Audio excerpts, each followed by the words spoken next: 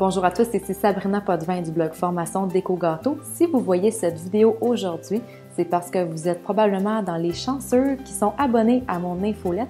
Alors, félicitations, vous avez fait un premier pas vers la réussite de la décoration de gâteau.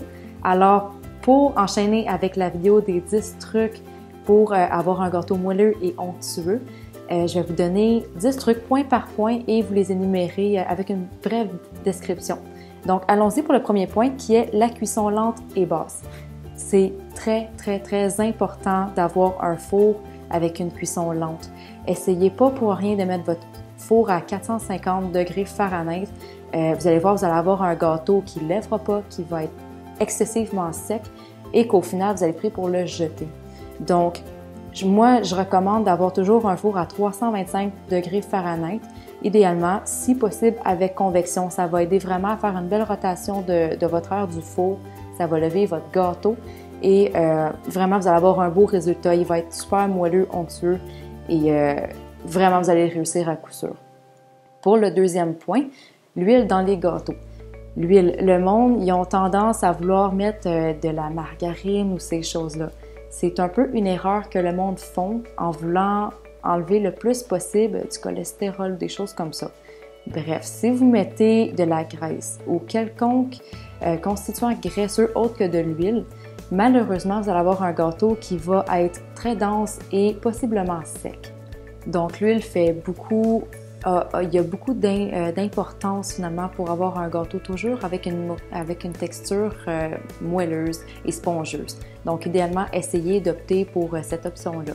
Si par contre vous n'en avez pas, vous n'avez pas trop le choix, mettez une graisse quelconque, soit beurre, margarine, Crisco dans les pires cas, mais je le recommande pas très fortement. Donc, on va enchaîner avec le troisième point, le congélateur.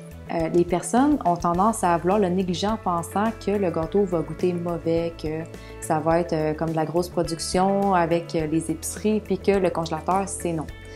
En fait, le congélateur va aider à humidifier votre gâteau.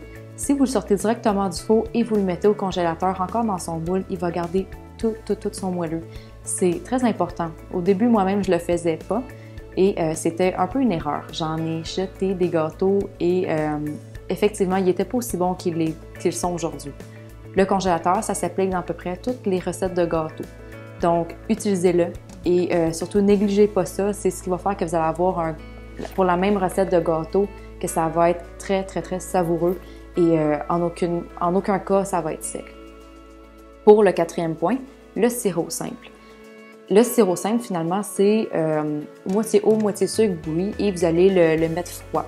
Donc ça, appliquez-les au pinceau, peu importe que ce soit la cuillère, mais c'est ce qui va faire que vous allez pouvoir garder un gâteau pendant plusieurs jours et qui va rester moelleux en tout temps. Donc moi, je ne les mets pas personnellement à tous les gâteaux déjà parce qu'avec tous les points que je vais énumérer, sont assez moelleux pour moi.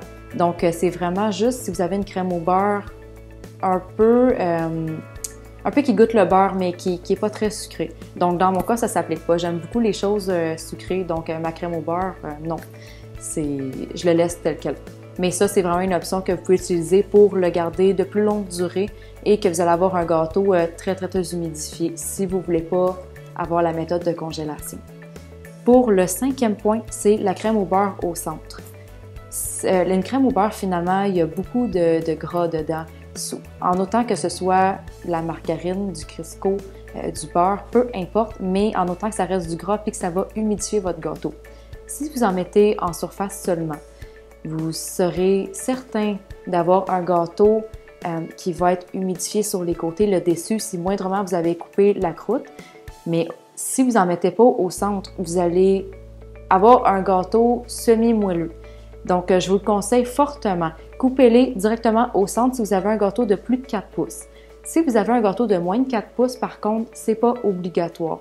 Ici, je parle de 4 pouces de hauteur au total, donc environ 3 pouces et demi avant la crème au beurre et le fondant. Pour le sixième point, c'est un moule d'au moins 3 pouces de haut. Justement pour cette raison-là, pour que vous puissiez mettre de la crème au beurre au centre et avoir une cuisson uniforme qui va pouvoir gonfler amplement. Et si moindrement vous avez un gâteau de moins de 3 pouces de hauteur dans un moule de cuisson, vous allez avoir beaucoup plus de chaleur qui va être répartie et On s'entend que quand il y a des côtés, du dessus et un peu de milieu, il n'y a plus grand-chose qui reste de moelleux dans votre gâteau. Donc, optez toujours pour des moules plus hauts. C'est ce qui va littéralement vous aider à avoir un gâteau vraiment extraordinaire. Donc, je vous le recommande fortement. Changez pour des moules assez hauts. Autrement, pour le point 7, c'est un clou de cuisson. Si vous avez des gâteaux style les gâteaux Beden, vous prenez un gros bol de stainless et vous pouvez le mettre au four. Par contre, vous me direz qu'il peut y avoir ça de mélange dedans et c'est pas génial pour la cuisson. Je vous l'accorde, vous allez avoir un gâteau très très dense, moelleux mais très dense. C'est pas ce qu'on veut. Donc, je ne sais pas si vous avez déjà vu les petits clous à fleurs. Ça ressemble vraiment à une base, une petite tige avec un petit rond dessus pour faire nos fleurs à la dos. Vous pouvez utiliser ce clou-là que vous mettez dans le fond avec le pic vers le dessus et vous mettez votre mélange par-dessus. Oui, c'est pas très esthétique à la fin, mais de toute façon, on recouvre le tout avec de la crème au beurre. Donc, quand vous démoulez, vous l'enlevez that's it. Fait que rendu là, au moins vous avez de la chaleur qui se répartit partout. Et votre gâteau va cuire au moins 3 fois plus vite que si vous n'avez rien mis du tout quand c'est vraiment une bonne hauteur. Donc, encore une fois, vous allez avoir un gâteau moelleux mais pas trop dense. Pour le 8e point, le temps de repos.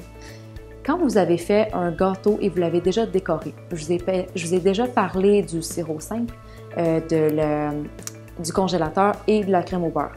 Plus un gâteau va reposer. Ici, je ne parle pas de 2 semaines, on s'entend, je parle vraiment de peut-être un jour, idéalement. Votre gâteau va prendre toutes les saveurs et il va prendre aussi toute l'humidité de ce que vous y avez mis dedans. Donc, c'est sûr que ça va grandement contribuer à avoir un gâteau onctueux, moelleux et humide. C'est humide. Fait que ça aussi, je vous le recommande fortement. 9. La conservation au frigo après la décoration. Encore une fois, le réfrigérateur, c'est une bonne source d'humidité et si vous gardez à température ambiante, je vous assure que vous allez avoir un gâteau qui va périr rapidement. Surtout si on est avec des chaleurs d'été, c'est vraiment, vraiment pas recommandé et la plupart des crèmes au beurre utilisées, ils peuvent pas rester à température ambiante. Pourquoi? Parce que la plupart sont utilisées avec des œufs, soit dans la italienne ou la suisse. Vous ne pouvez pas la laisser pendant des heures et des heures sur le comptoir et que ça ne périsse pas. Si par contre vous avez une crème au beurre de type américaine, cela est fait avec principalement de la graisse et personnellement, je la change avec de l'eau. Donc, si on remplace le lait par l'eau, normalement, il n'y a plus de problème pour le périssage sur le comptoir. Donc, ça peut être une option possible. Mais pour ce qui est de l'humidité, il va en perdre encore une fois, ça c'est garanti. Donc, je vous assure que si vous le mettez au frigo, vous allez avoir toute l'humidité du frigo qui va garder votre gâteau intact et encore une fois, il va être délicieux comme ça. Pour le dernier point, la recette de base. C'est primordial tout de même d'avoir une recette qui contribue à avoir un gâteau moelleux. Si moindrement vous avez un gâteau qui va avoir 8 tasses de farine pour une tasse de liquide, on s'entend que vous n'aurez jamais un résultat adéquat, peu importe les points que je vous ai énumérés. Donc, choisissez une recette adéquate et surtout, essayez de regarder les commentaires sur le web. Sur mon blog, vous pouvez aller toujours voir, ça c'est garanti que j'ai des recettes testées. C'est eux que je prends moi-même pour mes commandes et pour mes cours. Et jusqu'à maintenant, ils ont été vraiment appréciés de tous. Alors, utilisez-les. Si jamais vous avez besoin d'aide, écrivez-moi par courriel ou directement sous cette vidéo. Il va me faire plaisir de vous répondre. Et encore une fois, ça va pouvoir aider les autres lecteurs et auditeurs de mes vidéos et de mes articles. Alors, j'espère que vous avez apprécié cette vidéo et suivez-moi en grand nombre. Merci et bonne soirée.